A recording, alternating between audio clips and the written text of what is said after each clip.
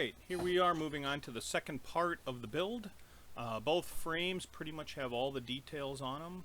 I've started to build some of the other sub-assemblies.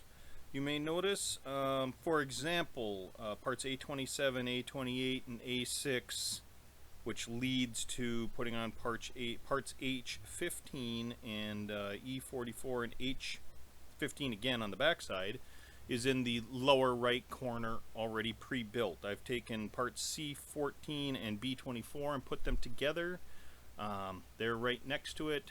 I'm currently working on building the frame A10 with H19 corners, footings, bolted on L frames. I'm not exactly sure what to call it. There I just put on the other H16 and D28 and J13. Actually, H16 is being put on right now. And so this is, again, just a short buildup of the parts. I've already put D31, D21, and D36 together, which is a small cylinder. You can see that in the middle on the bottom. Unfortunately, I did not keep all of these parts separate for these sub-assemblies and show you how I built them. I will be remedying that in the next videos, starting with step 2. Things are much different than how I photographed this or videotaped this in the past, but this is all I've got since I had built basically step 1 as a sub-assembly already when I started doing my new taping. So bear with me. I really didn't want to go and get another kit and break out all the parts and do it all again. So I've learned.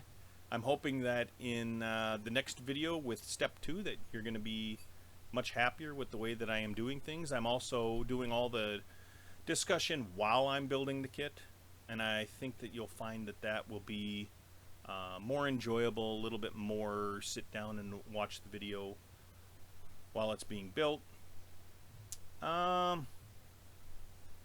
Another portion of it is I have a much better angle than the one currently. You'll be able to watch me actually putting the parts together. And I guess the other solace to take from this is, hey, you've seen at least me getting all the parts out and putting it together. It can be done. A little bit of patience. There are no other notes that I have on anything in particular being difficult. It's just basic modeling at this point. Clean up your parts, clean up your mold lines and flash, test fit, glue it on, try and keep it straight. If you can't, it's plastic. It should be somewhat forgiving, and you can do this. This can be done.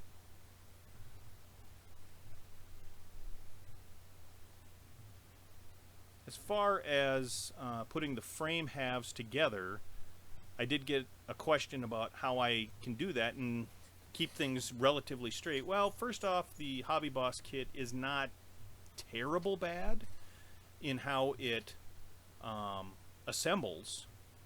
But what I ended up doing is, and since they don't have any sub-assembly names, I have to go with the numbered parts. So there's two K8s that make the large brace that you see kind of in the center, just to the left of in the video, big piece that would go between the two frames.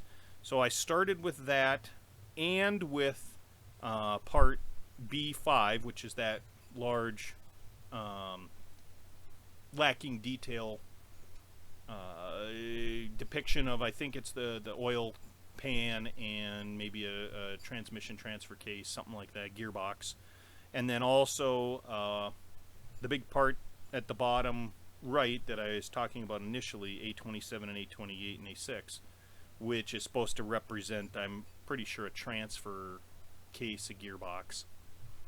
Started out with those three big pieces and glued them on carefully on one side, then went through and put on all the other sub-assemblies that are inside of here, and then I wet down the other side and glued it all together, and that pretty much straightened it up. And this is what it looks like completed as I'm going to step into step 2.